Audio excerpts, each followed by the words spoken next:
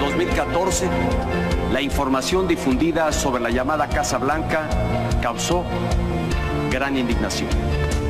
Este asunto me reafirmó que los servidores públicos, además de ser responsables de actuar conforme a derecho y con total integridad, también somos responsables de la percepción que generamos con lo que hacemos.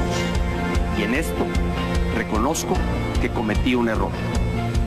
No obstante que me conduje conforme a la ley, este error afectó a mi familia, lastimó la investidura presidencial y dañó la confianza en el gobierno. En carne propia sentí la irritación de los mexicanos. La entiendo perfectamente. Por eso, con toda humildad, les pido perdón. Les reitero mi sincera y profunda disculpa por el agravio y la indignación que les causé. Bienvenidas y bienvenidos, gracias por estar aquí de nuevo. Bueno, estas declaraciones del presidente mexicano Enrique Peña Nieto pidiendo perdón por el tema de la Casa Blanca han dado mucho de qué hablar en México y no es para menos. Queremos abordar el asunto desde diferentes ángulos, con más profundidad, no tan epidérmica la crítica como se ha visto en los últimos días en México, sino con miradas que nos puedan ofrecer un análisis más profundo del alcance que tiene precisamente que un presidente de la República pida perdón respecto a una propiedad en posesión del presidente y su familia y cuyo dueño legal pues es un contratista del gobierno de Peña Nieto, hoy que es presidente y lo fue cuando fue gobernador del Estado de México. Están en el estudio de Nueva York, ambos coincidieron en Nueva York, dos mexicanos que han aceptado nuestra invitación para este enlace y con quienes platicaremos durante este programa. Gabriel Reyes Orona, con quien hemos conversado en muchas ocasiones por aquí, Miguel Pulido igualmente, Gabriel como ex procurador fiscal de México y actualmente presidente de Transparencia Internacional. Gracias, Gabriel, por estar aquí en este enlace México-Nueva York. Bienvenido y buenas noches. Muy buenas noches, Carmen. Gracias por estar aquí. Miguel Pulido, que es consultor internacional, un especialista muy importante en nuestro país en temas de transparencia, rendición de cuentas y corrupción. Miguel, gracias como siempre por estar aquí nuevamente. Bienvenido, buenas noches. Buenas noches, Carmen. Un saludo a tu auditorio también.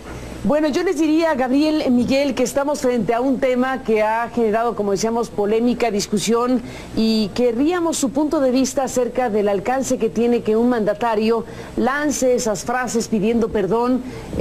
Ciertamente pidió perdón por la percepción que se generó, pero en el fondo, aquí el gran tema es la Casa Blanca, la investigación oficial que se realizó que no convenció a nadie y que dejó un hueco muy amplio respecto al significado que tiene que un presidente y su familia esté en posesión o haya estado en posesión de una millonaria mansión en las lomas de Chapultepec y cuya propiedad, cuya construcción y financiamiento vino de la mano de ese constructor amigo del presidente de la República.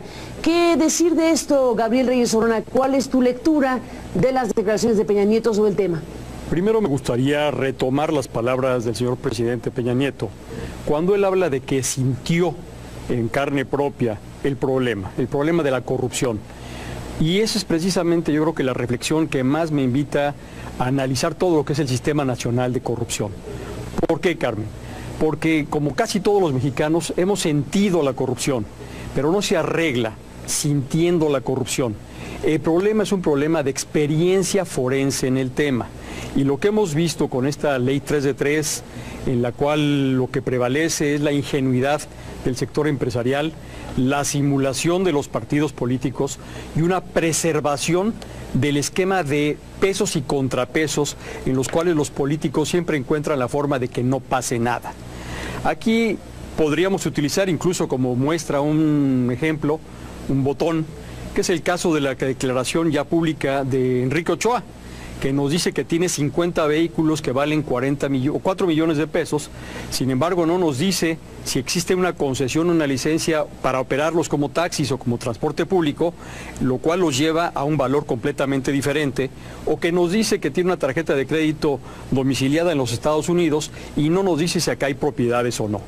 Creo yo que hay muy buenas intenciones para llegar a un nuevo esquema. Sin embargo, recordemos aquel refrán que dice que el camino al infierno está empedrado con buenas intenciones. Y el problema, repito, no es un problema de sensación. El señor presidente dice que ha sentido la corrupción. Sin embargo, lo que no permea en el Sistema Nacional de Corrupción es experiencia forense. Desde nuestro punto de vista en Transparencia Nacional, creemos que esto es un grave retroceso, porque se están volviendo administrativas situaciones que antes eran penales. Y el problema de fondo que daba el monopolio del ejercicio de la acción penal en contra de servidores públicos de la PGR se mantiene. Cuando sabemos que la PGR ha sido críptica en revelar realmente las acciones a la sociedad en contra de servidores públicos corruptos. Sabemos que contra funcionarios de nivel de jefe de unidad hacia arriba, Carmen, prácticamente no hay acciones. Entonces, este Sistema Nacional de Corrupción es un nuevo anuncio espectacular, con muchos bombos y platillos, pero que en los hechos es para nosotros en Transparencia Nacional un claro retroceso.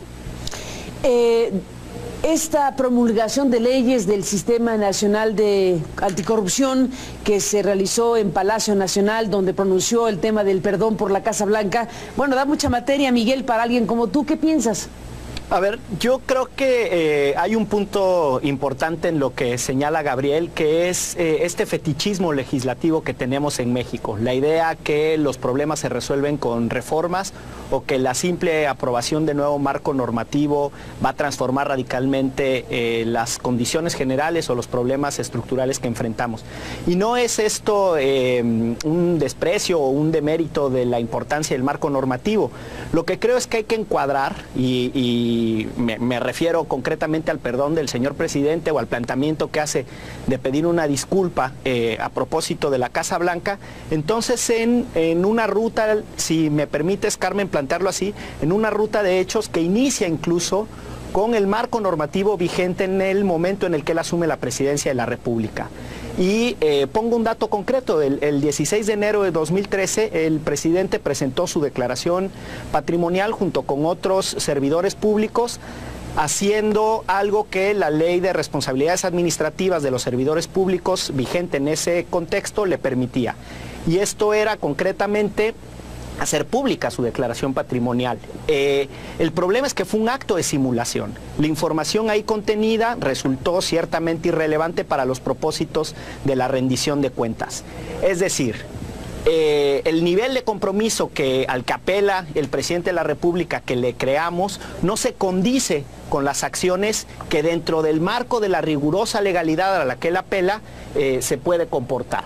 Entonces, no es solo un problema de marco normativo, es un problema de asimilación de lo que permite y de lo que no permite hacer la ley, y es un problema también de asimilación de las consecuencias políticas de decisiones que, si bien están prohibidas jurídicamente, porque hay que decirlo con todas sus letras, todo el entramado de la adquisición de la Casa de las Lomas, de la Casa Blanca, en realidad encuentra muchas restricciones o muchas complicaciones, si lo vemos desde un prisma estrictamente legal. Que no tenga consecuencias por tratarse del presidente de la República, o que no haya tenido consecuencias por la deficiente investigación que encabezó Virgilio Andrade, no significa, esa falta de consecuencias jurídicas, no significa que haya un vacío en el ámbito político. Y cierro con una idea, este tema del vacío en el ámbito político.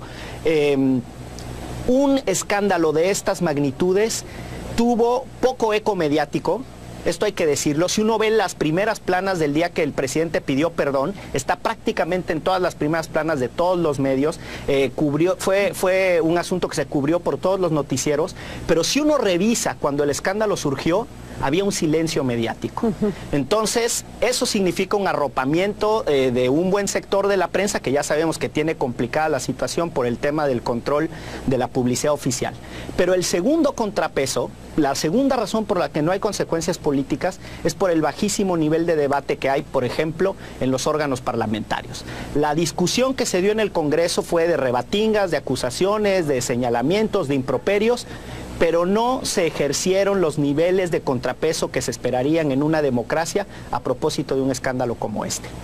Bueno, de hecho, apenas algunos partidos empiezan a tomar el tema de la Casa Blanca con propósitos de campaña electoral un poco anticipada, pero ciertamente es un tema que no estuvo presente, lo cual sorprendió para efectos de un debate y para efectos de una contienda política en las pasadas elecciones. Ciertamente hubo incluso señalamientos de que algún partido que tenía spots que incluían el tema de la Casa Blanca prefirieron retirarlos por alguna razón que no se explicó a cabalidad. Pero hay un tema importante de exposición y de nivel de debate público, como mencionas, Miguel.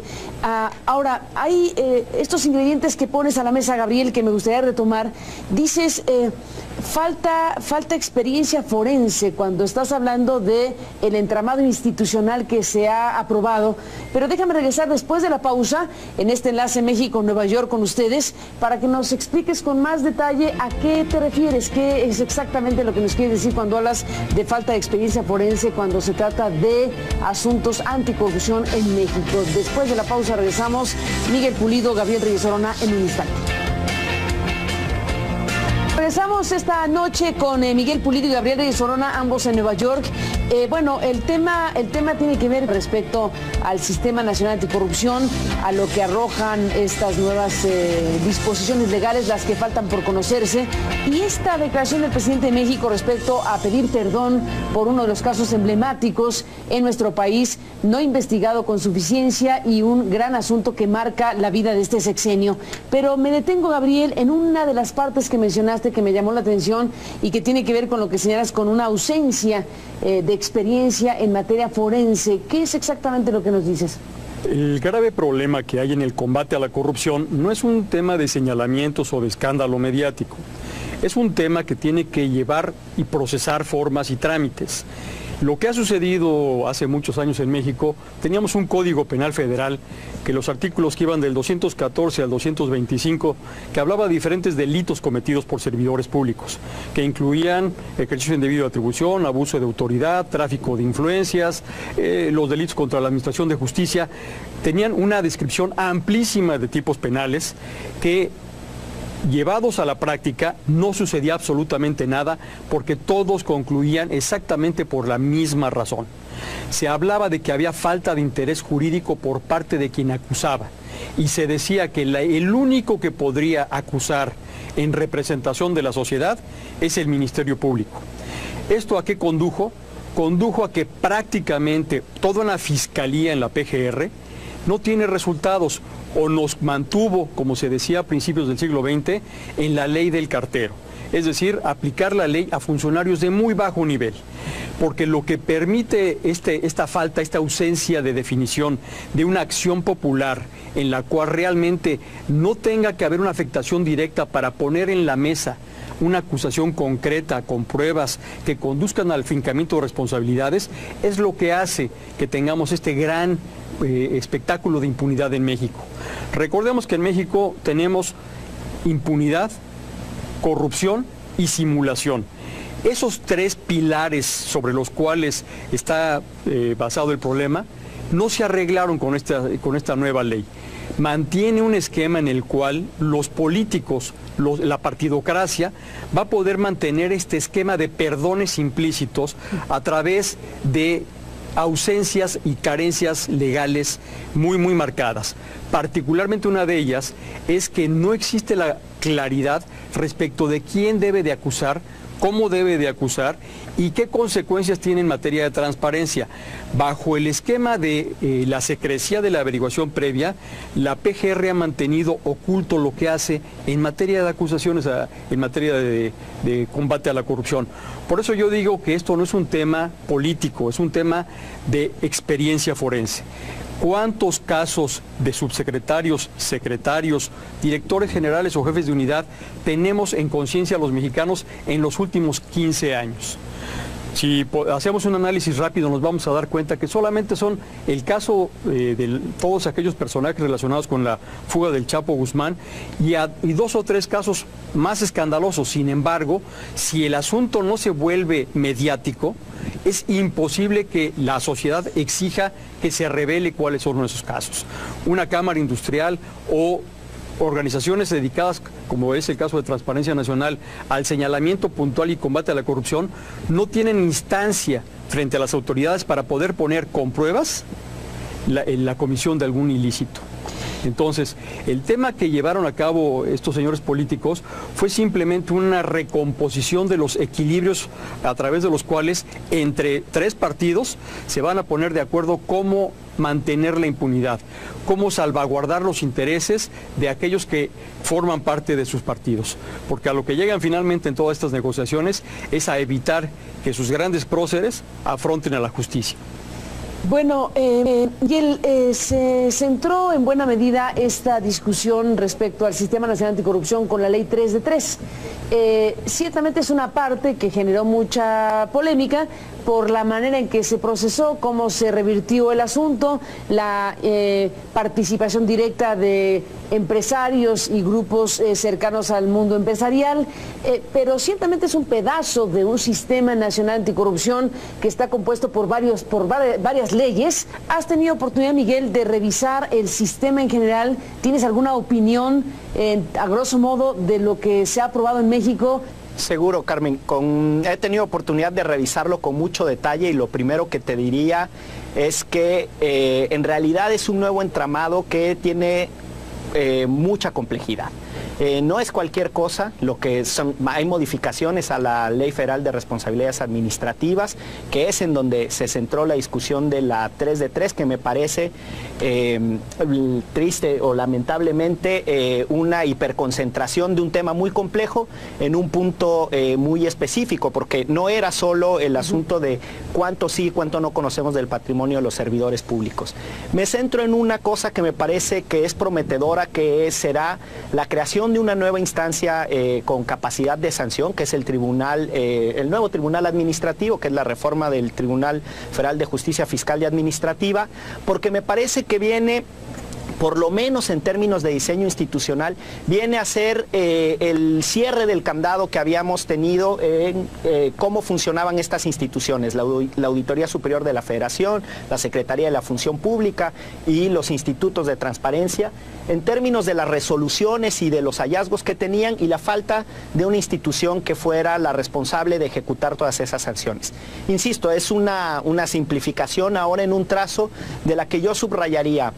Es una buena noticia el Sistema Nacional de Transparencia, el Sistema Nacional Anticorrupción, como lo fue el Sistema Nacional de Transparencia y como lo fue en su momento las reformas en materia electoral.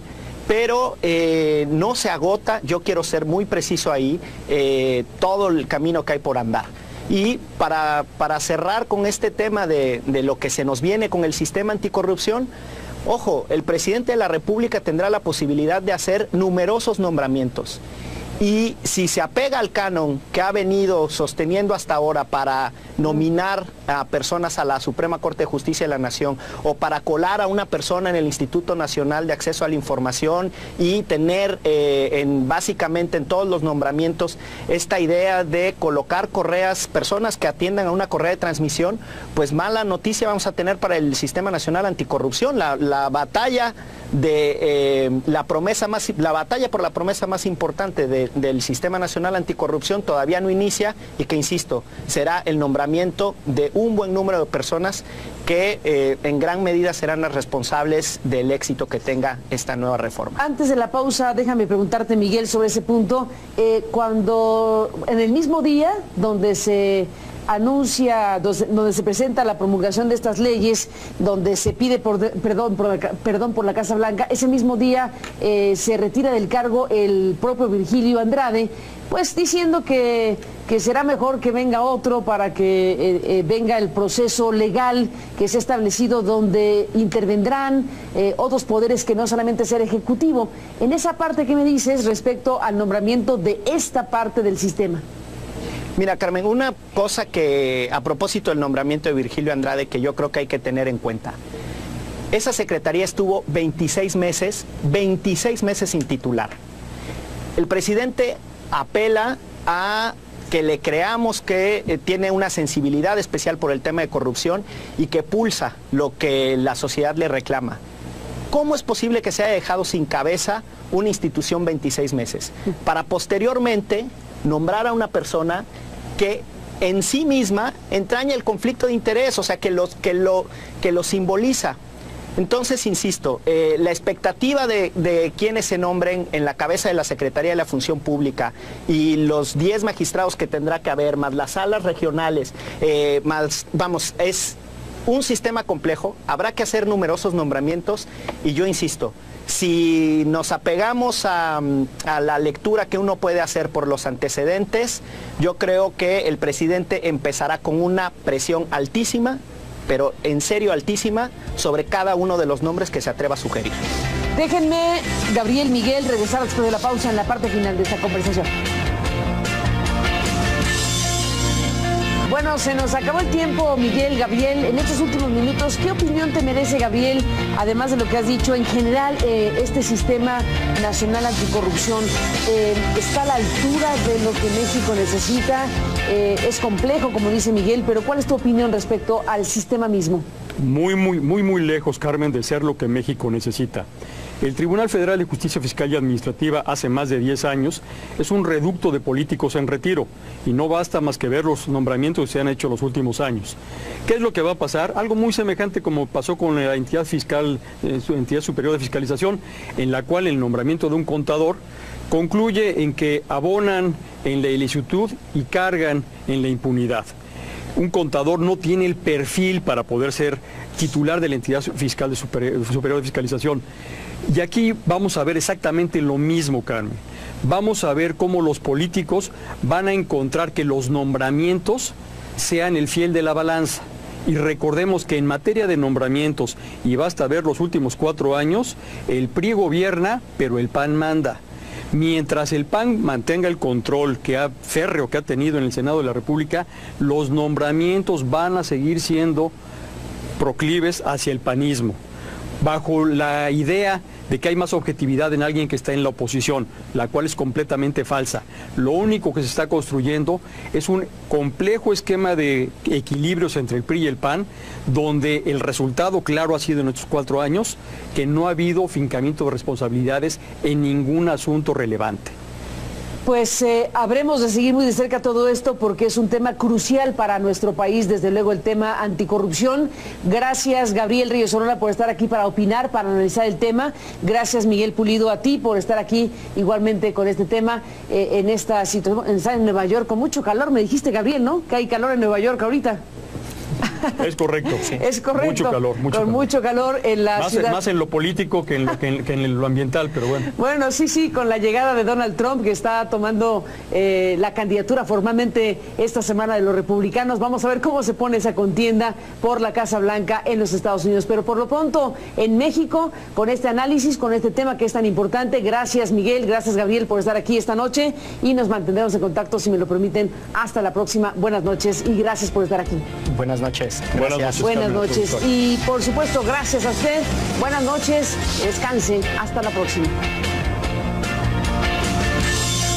Rendición de cuentas. Es decir, el nivel de compromiso al que apela el presidente de la República, que le creamos, no se condice con las acciones que dentro del marco de la rigurosa legalidad a la que él apela se puede comportar. Entonces, no es solo un problema de marco normativo, es un problema de asimilación de lo que permite y de lo que no permite hacer la ley, y es un problema también de asimilación de las consecuencias políticas de decisiones que, si bien están prohibidas jurídicamente, porque hay que decirlo con todas sus letras, todo el entramado de la adquisición de la Casa de las Lomas, de la Casa Blanca, en realidad encuentra muchas restricciones o muchas complicaciones, y lo vemos desde un prisma estrictamente legal. Que no tenga consecuencias por tratarse del presidente de la República, o que no haya tenido consecuencias por la deficiente investigación que encabezó Virgilio Andrade, no significa, esa falta de consecuencias jurídicas, no significa que haya un vacío en el ámbito político. Y cierro con una idea, este tema del vacío en el ámbito político. Un escándalo de estas magnitudes tuvo poco eco mediático, esto hay que decirlo. Si uno ve las primeras planas del día que el presidente pidió perdón, está prácticamente en todas las primeras planas de todos los medios, fue un asunto que se cubrió por todos los noticieros, pero si uno revisa cuando el escándalo surgió, había un silencio mediático. Entonces, eso significa un arropamiento de un buen sector de la prensa, que ya sabemos que tiene complicada la situación por el tema del control de la publicidad oficial. Pero el segundo contrapeso, la segunda razón por la que no hay consecuencias políticas, es por el bajísimo nivel de debate que hay, por ejemplo, en los órganos parlamentarios. La discusión que se dio en el Congreso fue de rebatingas, de acusaciones, de señalamientos, de improperios, pero no se ejercieron los niveles de contrapeso que se esperarían en una democracia a propósito de un escándalo como este. Bueno, de hecho, apenas algunos partidos empiezan a tomar el tema de la Casa Blanca con propósitos de campaña electoral un poco anticipada, pero ciertamente es un tema que no estuvo presente, lo cual sorprendió para efectos de un debate y para efectos de una contienda política en las pasadas elecciones. Ciertamente hubo incluso señalamientos de que algún partido que tenía spots que incluían el tema de la Casa Blanca prefirieron retirarlos por alguna razón que no se explicó a cabalidad. Pero hay un tema importante de exposición y de nivel de debate público, como mencionas, Miguel. Ahora, hay estos ingredientes que pones a la mesa, Gabriel, que me gustaría retomar. Dices, falta experiencia forense cuando estás hablando de el entramado institucional que se ha aprobado. Pero déjame regresar después de la pausa en este enlace México-Nueva York con ustedes para que nos expliques con más detalle a qué te refieres, qué es exactamente lo que nos quieres decir cuando hablas de falta de experiencia forense cuando se trata de asuntos anticorrupción en México. Después de la pausa regresamos. Miguel Pulido, Gabriel Reyes Orona en un instante. Regresamos esta noche con Miguel Pulido y Gabriel Reyes Orona, ambos en Nueva York. Bueno, el tema tiene que ver respecto al Sistema Nacional Anticorrupción, a lo que arrojan estas nuevas disposiciones legales, las que faltan por conocerse, y esta declaración del presidente de México respecto a pedir perdón por uno de los casos emblemáticos en nuestro país, no investigado con suficiencia y un gran asunto que marca la vida de este sexenio. Pero me detengo, Gabriel, en una de las partes que mencionaste que me llamó la atención y que tiene que ver con lo que señalas con una ausencia de experiencia en materia forense. ¿Qué es exactamente lo que nos dices? El grave problema que hay en el combate a la corrupción no es un tema de señalamientos o de...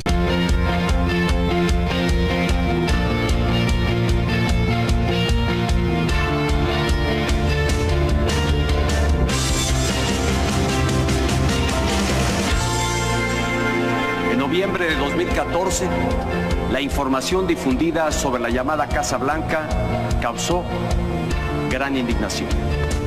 Este asunto me reafirmó que los servidores públicos, además de ser responsables de actuar conforme a derecho y con total integridad, también somos responsables de la percepción que generamos con lo que hacemos. Y en esto reconozco que cometí un error. No obstante que me conduje conforme a la ley, este error afectó a mi familia, lastimó la investidura presidencial y dañó la confianza en el gobierno.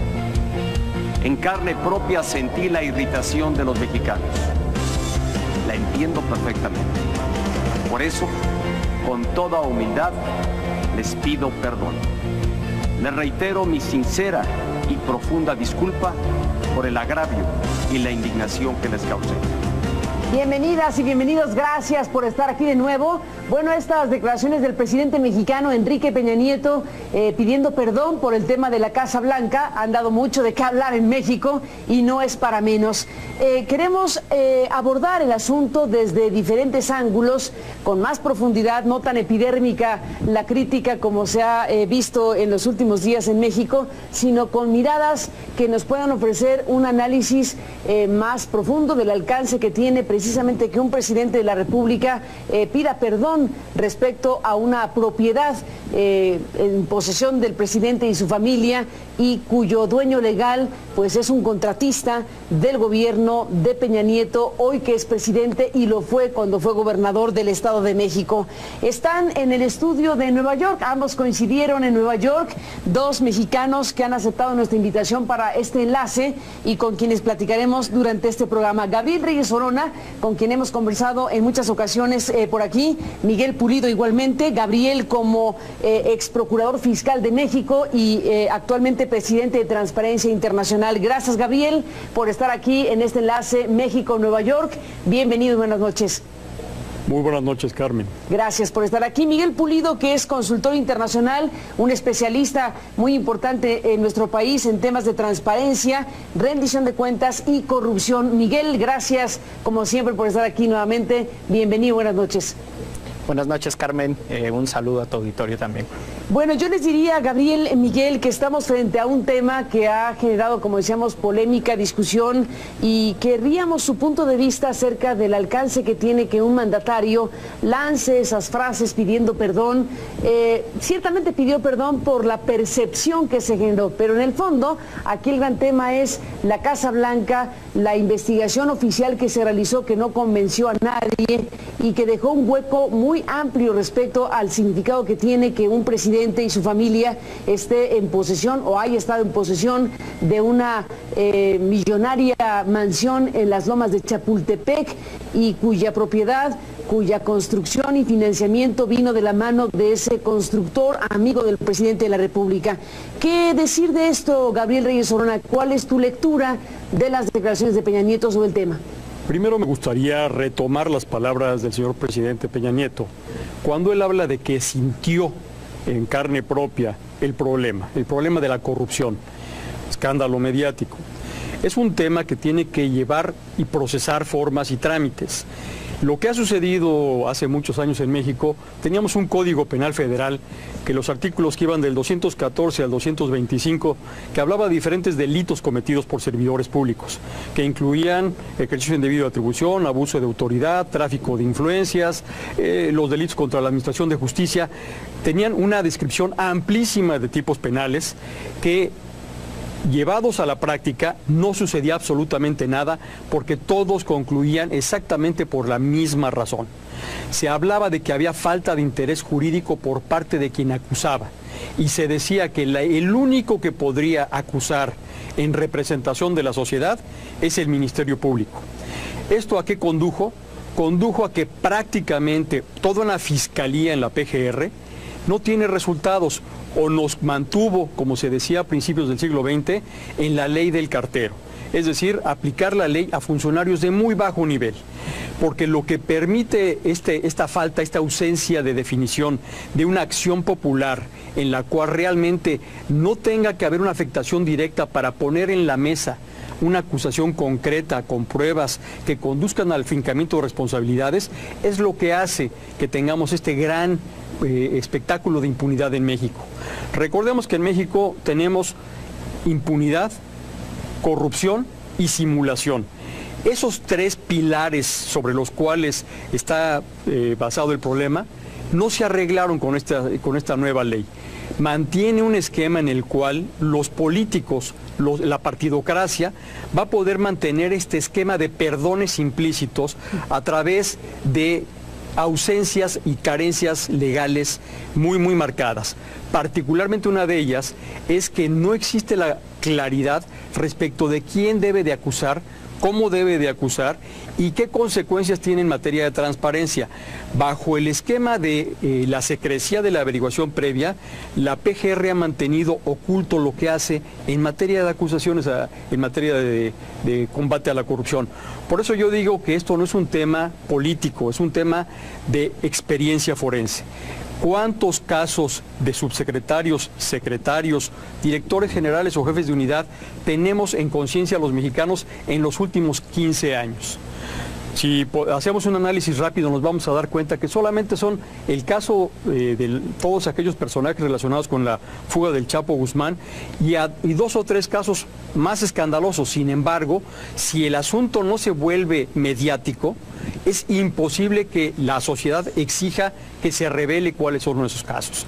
Una cámara industrial o organizaciones dedicadas, como es el caso de Transparencia Nacional, al señalamiento puntual y combate a la corrupción, no tienen instancia frente a las autoridades para poder poner con pruebas la comisión de algún ilícito. Entonces, el tema que llevaron a cabo estos señores políticos fue simplemente una recomposición de los equilibrios a través de los cuales entre tres partidos se van a poner de acuerdo cómo mantener la impunidad, cómo salvaguardar los intereses de aquellos que forman parte de sus partidos. Porque a lo que llegan finalmente en todas estas negociaciones es a evitar que sus grandes próceres afronten a la justicia.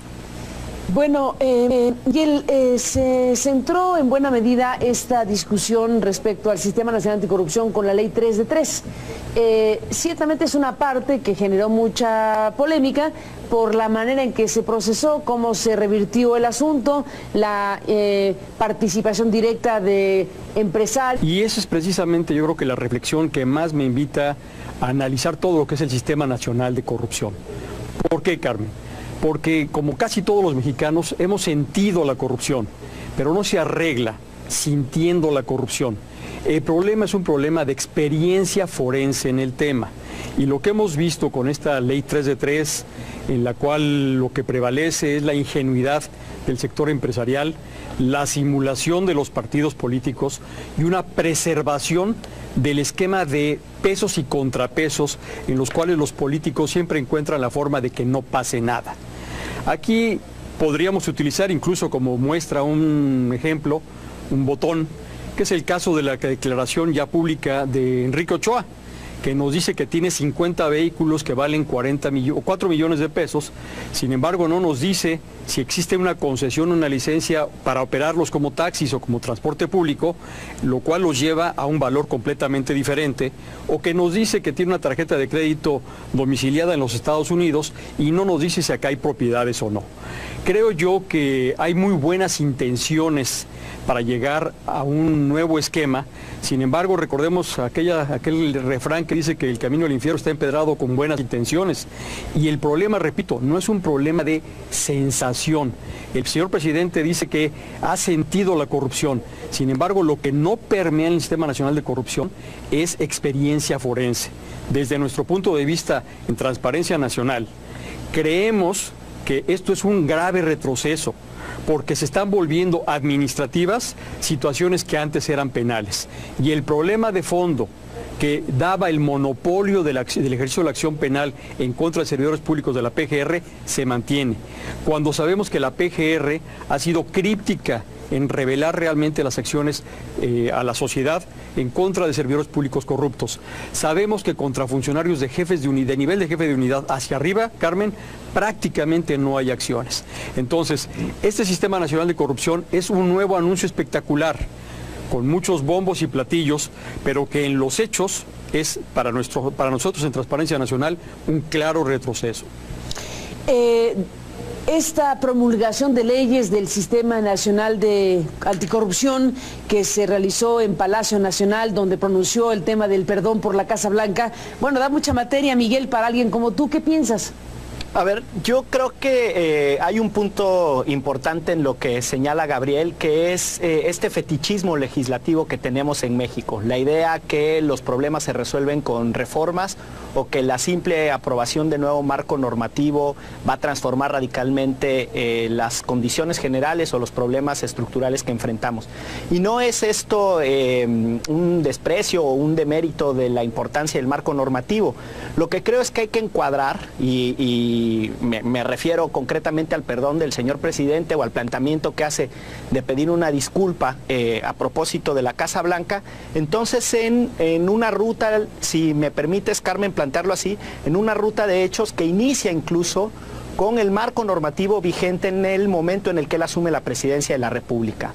Y pongo un dato concreto, el 16 de enero de 2013 el presidente presentó su declaración patrimonial junto con otros servidores públicos, haciendo algo que la ley de responsabilidades administrativas de los servidores públicos vigente en ese contexto le permitía.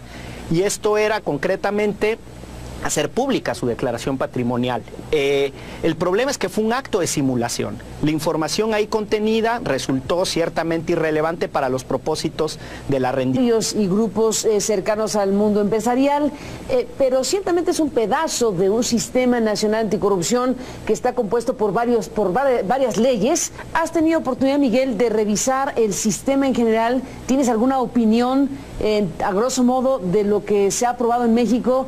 Seguro, Carmen. He tenido oportunidad de revisarlo con mucho detalle y lo primero que te diría es que en realidad es un nuevo entramado que tiene mucha complejidad. No es cualquier cosa, hay modificaciones a la Ley Federal de Responsabilidades Administrativas, que es en donde se centró la discusión de la 3 de 3, que me parece triste o lamentablemente una hiperconcentración de un tema muy complejo en un punto muy específico, porque no era solo el asunto de cuánto sí y cuánto no conocemos del patrimonio de los servidores públicos. Me centro en una cosa que me parece que es prometedora, que será la creación de una nueva instancia con capacidad de sanción, que es el nuevo Tribunal Administrativo, que es la reforma del Tribunal Federal de Justicia Fiscal y Administrativa, porque me parece que viene, por lo menos en términos de diseño institucional, viene a ser el cierre del candado que habíamos tenido en cómo funcionaban estas instituciones, la Auditoría Superior de la Federación, la Secretaría de la Función Pública y los institutos de transparencia, en términos de las resoluciones y de los hallazgos que tenían y la falta de una institución que fuera la responsable de ejecutar todas esas sanciones. Insisto, es una simplificación ahora en un trazo de la que yo subrayaría. Es una buena noticia el Sistema Nacional de Transparencia, el Sistema Nacional Anticorrupción, como lo fue el Sistema Nacional de Transparencia y como lo fue en su momento las reformas en materia electoral. Pero no se agota, yo quiero ser muy preciso ahí, todo el camino que hay por andar. Y para cerrar con este tema de lo que se nos viene con el sistema anticorrupción, ojo, el presidente de la República tendrá la posibilidad de hacer numerosos nombramientos. Y si se apega al canon que ha venido sosteniendo hasta ahora para nominar a personas a la Suprema Corte de Justicia de la Nación o para colar a una persona en el Instituto Nacional de Acceso a la Información y tener básicamente en todos los nombramientos esta idea de colocar personas que atiendan a una correa de transmisión, pues mala noticia vamos a tener para el Sistema Nacional Anticorrupción. La batalla por la promesa más importante del Sistema Nacional Anticorrupción todavía no inicia y que, insisto, será el nombramiento de un buen número de personas que en gran medida serán las responsables del éxito que tenga esta nueva reforma. Antes de la pausa, déjame preguntarte, Miguel, sobre ese punto. Cuando en el mismo día donde se anuncia, donde se presenta la promulgación de estas leyes, donde se pide perdón por la Casa Blanca, ese mismo día se retira del cargo el propio Virgilio Andrade, pues diciendo que será mejor que venga otro para que venga el proceso legal que se ha establecido, donde intervendrán otros poderes que no solamente ser ejecutivo. En esa parte, ¿qué me dices respecto al nombramiento de esta parte del sistema? Mira, Carmen, una cosa que a propósito del nombramiento de Virgilio Andrade que yo creo que hay que tener en cuenta. Esa secretaría estuvo 26 meses sin titular. El presidente apela a que le creamos que tiene una sensibilidad especial por el tema de corrupción y que pulsa lo que la sociedad le reclama.